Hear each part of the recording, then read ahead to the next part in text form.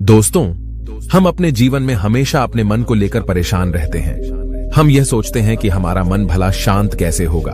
हमारे मन में तो तरह तरह के विचार चल रहे हैं। हम काम कुछ और करना चाहते हैं, लेकिन हमारा मन हमसे कुछ और ही काम करवा लेता है। इससे पहले कि आप अपने मन को शांत करने का प्रयास करें, यह जानना जरूरी है कि मन का व्यवहार शांत होने वाला है ही नहीं। अगर मन शांत होने वाला हो सकता तो इस दुनिया में सभी के मन शांत हो गए होते और हर कोई अपना जीवन सुखी सुखी बिता रहा होता। फिर न तो कोई हंगामा होता और न ही किसी तरह की कोई तकलीफ। सभी का जीवन खुशी खुशी बीत रहा होता। फिर न तो आप और न ही मैं पैसे कमाने के पीछे भाग रहे होते। समस्या तो यह है कि हम ज्यादा से ज्यादा चीजें इकट्ठा करना चाहते हैं, क्योंकि हमें लगता है कि हमारे पास जितनी ज्यादा चीजें होंगी हम उतना ही सुखी रहेंगे। लेकिन वास्तविकता तो यही है कि बाहर की किसी भी चीज में कोई सुख नहीं है और न ही उनमें कोई दुख है। और यही कारण है कि जब हम किसी चीज के पीछे भाग रहे होते हैं, जब हम कोई चीज पाना चाहते हैं, तो उसे पाकर हमें पल भर के लिए खुशी तो मिलती है, लेकिन बाद में हम उस खुशी का एहसास नहीं कर पाते। वह खुशी दुख में परिवर्तित हो जाती है। और इसी प्रकार से हम एक चीज से दूसरी चीज, दूसरी से तीसरी चीज के पीछे लगातार भागते रहते हैं, क्योंकि हमें ऐसा ही लगता है कि यदि हम वह चीज पालेंगे तो हम सुखी हो जाएंगे। लेकिन वास्तविकता में वही सुख हमारे दुख का कारण बन जाता है, जिस कारण हमारा मन बेचैन रहने लगता है। हम उस चीज को पाने के लिए तरह तरह के उपाय करते हैं, जिस कारण हमारा मन और भी बेचैन होने लगता है।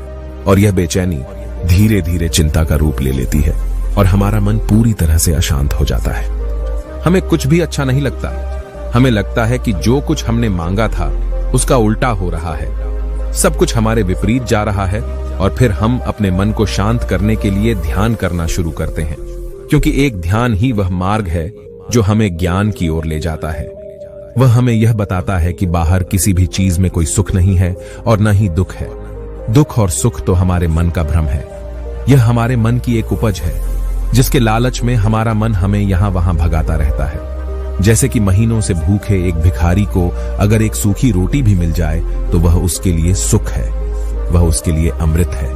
और ठीक उसी के विपरीत यदि किसी धनवान के घर पर 56 प्रकार के भोग भी बन जाए, तब भी वह उसे खाकर तो दुखी ही रहेगा। यह तो उनकी मनस्थिति पर निर्भर करता है। इसे और अच्छे से समझने के लिए आज की जो कहानी मैं आपको सुनाने जा रहा हूं, इस कहानी के माध्यम से आप यह समझ पाएंगे कि हमारे मन की स्थिति क्या है और हम इसे कैसे नियंत्रित कर सकते हैं। तो चलिए बिना किसी देरी के कहानी शुरू करते हैं। एक समय की बात है, एक गांव में एक युवक रहता था जिसका मन बहुत ही अशांत रहता था। वह हमेशा तनाव में रहता। वह अपने मन को शांत करना चाहता था, लेकिन उसे कोई भी उपाय नजर नहीं आ रहे थे। उसके जीवन में कई प्रकार के दुख थे, जिनके कारण वह हमेशा तकलीफ में रहता, तनाव में रहता। एक दिन उसे पता चला कि उसके गांव में एक बौद्ध भिक्षु आए हुए हैं, जो सभी को दुख और सुख पर उपदेश दे रहे हैं। वह युवक तुरंत ही घर से निकला और उनके आश्रम जा पहुंचा। वहां पर पहुंचने के बाद उस युवक ने देखा कि वह बौद्ध भिक्षु सभी गांव वालों को उपदेश दे रहे थे। बौद्ध भिक्षु कह रहे थे कि सभी के जीवन में कोई न कोई सुख और दुख तो आता ही रहता है, जिस कारण हमारा मन बहुत अशांत रहता है। और एक अशांत मन इस दुनिया का कोई भी सुख नहीं ले सकता। फिर चाहे उसे पूरी दुनिया की धन दौलत ही क्यों न मिल जाए, वह उसे पाकर भी दुखी ही रहेगा। परंतु जिस व्यक्ति का मन शांत है, उसके पास चाहे कुछ भी हो या न हो, वह हर छोटे पल का आनंद ले सकता है। वह हर पल को खुशी खुशी जी सकता है। इस दुनिया का और इस जीवन का परम सुख भी प्राप्त कर सकता है। इतना कहकर उन बौद्ध भिक्षु ने अपना प्रवचन समाप्त कर दिया और वापस आश्रम की ओर लौट गए। युवक भी उनके पीछे पीछे आश्रम पहुंच गया और इस युवक ने उन बौद्ध भिक्षु से कहा, हे गुरुवर, अभी कुछ देर पहले आप उपदेश दे रहे थे कि एक शांत मन हर पल का आनंद ले पाता है, हर पल को सुखी सुखी जी पाता है। लेकिन इस दुनिया में सभी के पास मन है और सभी के मन अशांत है, तो ऐसे में भला अपने जीवन को कोई सुखी सुखी कैसे जी सकता है। इस दुनिया में शांत मन किसी के पास नहीं। मेरे पास भी एक ही मन है और वह भी शांत नहीं है। गुरुवर, क्या आप बता सकते हैं कि मैं अपने इस मन को कैसे शांत करूं?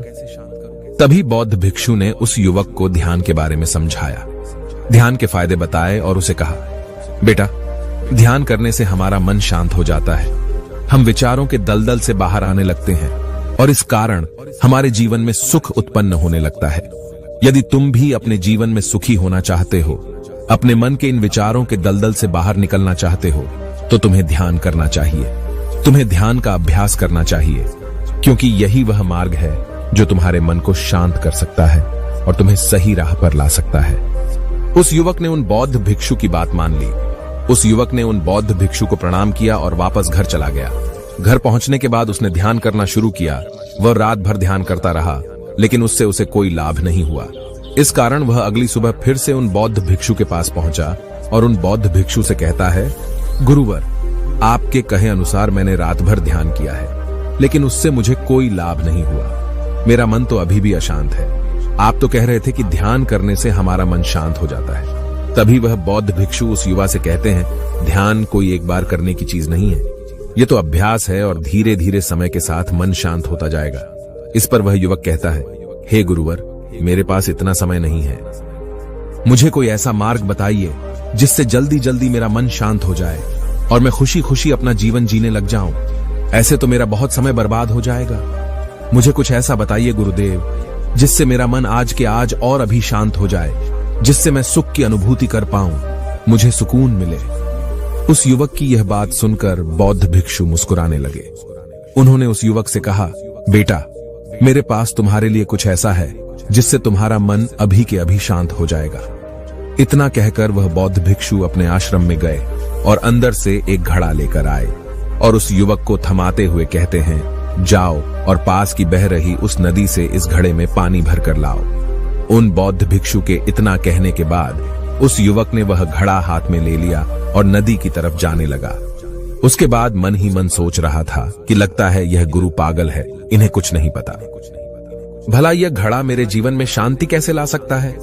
ये मेरे मन को शांत कैसे कर सकता है? लेकिन उसके पास और कोई रास्ता नहीं था, जिस कारण उसने घड़ा लिया और पास वाली नदी के पास पहुंच गया।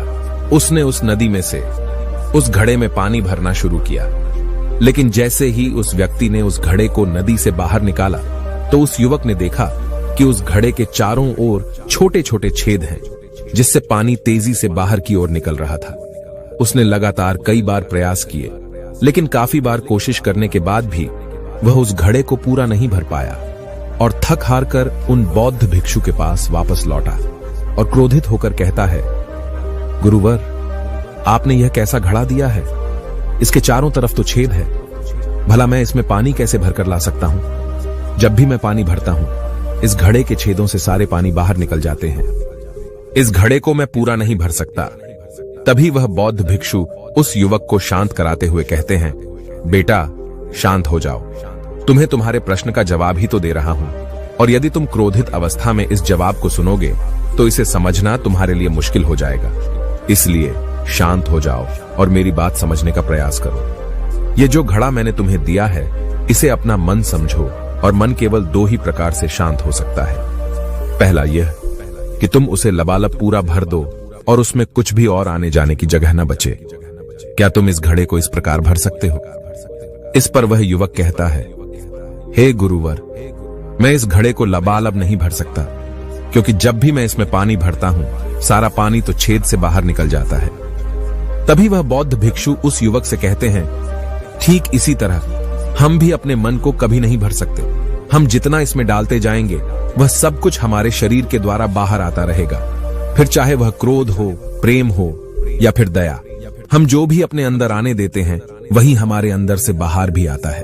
और इसीलिए मैंने तुम्हें छेदों वाला घड़ा दिया, क्योंकि ये हमारी मन के जैसा ही है। और जब हम इस मन को बस भरना चाहते हैं, तब तुम अपना समय बेकार कर रहे हो। क्या तुम्हें एक पल के लिए भी ये नहीं सोचा कि इसी प्रकार तो तुम अपने मन को भरने में भी लगे हुए हो? क्या इससे तुम्हारा समय बर्बाद नहीं हो रहा? क्या इससे तुम्हारा जीवन बर्बाद नहीं हो रहा? क्योंकि जिस भी चीज से तुम अपने मन को भरोगे, वह तो बाहर निकल ही जाएगी। उस युवक को अपनी गलती का एहसास हुआ। वह तुरंत उन बौद्ध भिक्षु के चरणों में गिर गया और उन बौद्ध भिक्षु से कहता है, गुरुवर, आपने सच कहा। मैंने कभी भी इसके बारे में नहीं सोचा कि मैं अपना जीवन अपने आप ही बर्बाद कर रहा था। ठीक है, मैं तो इस बात से अनजान था, लेकिन आज आपने मेरी आंखें खोल दी। परंतु गुरुवर, अगर यह मन को पूरी तरह भरने का पहला तरीका मन को शांत नहीं कर सकता, तो मन को शांत करने का दूसरा तरीका कौन सा है?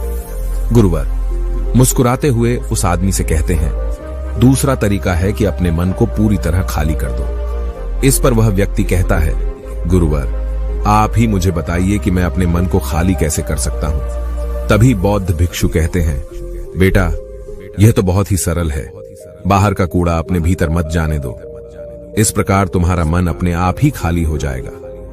वह व्यक्ति कुछ देर सोच विचार करने के बाद बौद्ध भिक्षु से कहता है, हे गुरुदेव यह कैसे संभव है? जो भी हम देखते हैं सुनते हैं वह हमारे मन में ही तो जाता है, वह हमारे भीतर की ओर ही तो जाता है, फिर मैं उसे कैसे रोक सकता हूं? इस पर बौद्ध भिक्षु मुस्कुराने लगे और उस युवक से कहते हैं, बेटा मैं तुम्हें यही तो समझाने का प्रयास कर रहा हूं कि मन को केवल ध्यान से ही जीता जा सकता है और एक दिन ध्यान करने से कुछ नहीं होने वाला।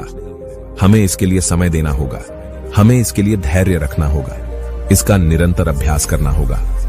आगे बौद्ध भिक्षु उस युवा से कहते हैं, बेटा क्या तुम्हें प्यास लगी है? युवक कहता है, हां गुरुवर मुझे बहुत जोरों की प्यास लगी है। इस पर उन बौद्ध भिक्षु ने उस युवक को पानी पिलाया और कहा, ये लो पानी पी लो, इससे तुम्हारी प्यास बुझ जाएगी। लेकिन मुझे एक बात बताओ, क्या आज पानी पी लेने से फिर तुम्हें कभी प्यास नहीं लगेगी? तुम कभी फिर मुझसे पानी नहीं मांगोगे? इस पर वह युवक कहता है, गुरुवर आप कैसी बातें कर रहे हैं? पानी तो हमारे जीवन का एक हिस्सा है, इसके बिना तो हम मर जाएंगे, और आप कह रहे हैं कि आज पानी पी लो और उसके बाद मैं कभी पानी न पीऊं। यह भला कैसे संभव है? प्यास तो हमें रोज आती है और हम रोज पानी पीते हैं, इसके बिना तो हम मर जाएंगे। तभी बौद्ध भिक्षु मुस्कुराते हुए उस युवक से कहते हैं, ठीक इसी प्रकार एक दिन के ध्यान से हमारा मन शांत नहीं हो सकता, उसे भी रोज भूख लगती है और उसे रोज रोज हमें आहार भी देना पड़ता है, उसे भी रोज पानी पीने की जरूरत पड़ती है, और ठीक उसी प्रकार हमें हर दिन ध्यान करने की भी जरूरत पड़ती है। और जब हम निरंतर ध्यान करते हैं, इसका अभ्यास करते हैं, तो देखते ही देखते हमारे मन की भूख शांत होने लगती है और एक समय पर हमारा मन सारे विचार उत्पन्न करना बंद कर देता है। तब वह बाहर से कुछ भी ग्रहण नहीं कर पाता और जो कोई भी विचार हमारे भीतर है वह सारे विचार देखते ही देखते समाप्त हो जाते हैं और इसी प्रकार धीरे धीरे हमारा मन शांत होने लगता है। आगे वह बौद्ध भिक्षु उस युवक से कहते हैं, बेटा तुम ही तो कह रहे थे कि तुमने रात भर ध्यान किया है, लेकिन उसके बाद भी तुम्हारा मन शांत नहीं हो रहा। बेटा तुम चाहो तो 1 घंटे के लिए ध्यान कर सकते हो, चाहो तो पूरा दिन भर तुम ध्यान करो, लेकिन इसका लाभ भी तुम्हें उतना ही मिलेगा। अर्थात मान लो तुम 1 दिन के लिए ध्यान करते हो तो इससे तुम्हारे मन को भी शांति केवल कुछ समय के लिए ही मिलेगी। ये हो सकता है कि वह 1 घंटे के लिए शांत रहे या फिर केवल कुछ क्षणों के लिए, लेकिन वह शांत अवश्य होगा। लेकिन जैसे ही उसे फिर से भूख लगेगी वह फिर से अशांत हो जाएगा और फिर से यहाँ वहां भागने लगेगा और वह अपने विचारों की तलाश में आगे बढ़ेगा, क्योंकि उसे भी तो भूख लगी है, उसे भी तो खाना चाहिए, उसे भी तो पानी चाहिए। जैसे कि जब तुम्हें भूख लगती है तुम अशांत हो जाते हो क्योंकि तुम्हें भोजन चाहिए, पानी चाहिए, ताकि तुम अपने पेट की भूख को मिटा सके और तुम्हें शांति मिले। इस पर वह युवक कहता है, आप सत्य कहते हैं, मैं ही गलत था, मेरी ही गलती है। मैं अपने मन को अवश्य शांत करके रहूंगा, फिर चाहे इसके लिए मुझे कितना भी समय क्यों न लग जाए, मैं भी उस सुख को प्राप्त करके ही रहूंगा। मैं इस खाली घड़े में पानी भरकर अपने जीवन को बर्बाद नहीं करना चाहता। मैं अपने मन को शांत करके ही रहूंगा, मैं अपने मन को पूरी तरह से खाली कर दूंगा। इतना कहकर उस युवक ने उन बौद्ध भिक्षुओं को प्रणाम किया और वापस अपने घर की ओर लौट गया। दोस्तों, हम लोगों के जीवन में भी कई प्रकार की समस्याएं हैं और हम उन समस्याओं का समाधान करना चाहते हैं, और अंत में हमें जो मार्ग मिलता है वह ध्यान है। हम ध्यान तो करना चाहते हैं, लेकिन हम उसके परिणाम को तुरंत पाना चाहते हैं। जब हम शुरू में ध्यान करते हैं तो हमें उसका कुछ भी लाभ नहीं मिलता और हमें लगता है कि यह व्यर्थ है, इससे हमें कोई भी फायदा नहीं होने वाला, क्योंकि हमें तो सब कुछ जल्दी जल्दी चाहिए। लेकिन वास्तविकता तो यही है कि ध्यान सब्र और समय मांगता है और साथ ही उसे शांति भी चाहिए। परंतु हम इतने अशांत हैं कि हमारे भीतर ये तीनों चीजें नहीं हैं। इसीलिए अपने भीतर धैर्य पैदा करें। जब आपके भीतर धैर्य पैदा होगा तभी आप सब्र, समय और शांति के महत्व को समझ पाएंगे, और फिर आपका समय चाहे कैसा भी क्यों न चल रहा हो, आप हर समय खुश रहना सीख जाएंगे। अगर आपका मन अशांत है तो यह किसी और के हाथों में नहीं है कि वह आपके मन को शांत कर सके। यह तो आपके हाथों में है कि आप अपने मन को किस प्रकार और कितनी देर तक के लिए शांत कर सकते हैं। दोस्तों, आपने आज के इस वीडियो से क्या सीखा वह मुझे आप कमेंट में बता सकते हैं। इसी के साथ में उम्मीद है कि आपको आज की वीडियो पसंद आई होगी, तो इस वीडियो को उस इंसान को शेयर करें और उसी के ठीक बाद चैनल को सब्सक्राइब करें। तो चलिए फिर मिलते हैं ऐसी एक और नई वीडियो में। तब तक के लिए अपना ख्याल रखें। धन्यवाद और नमो बुद्धाय।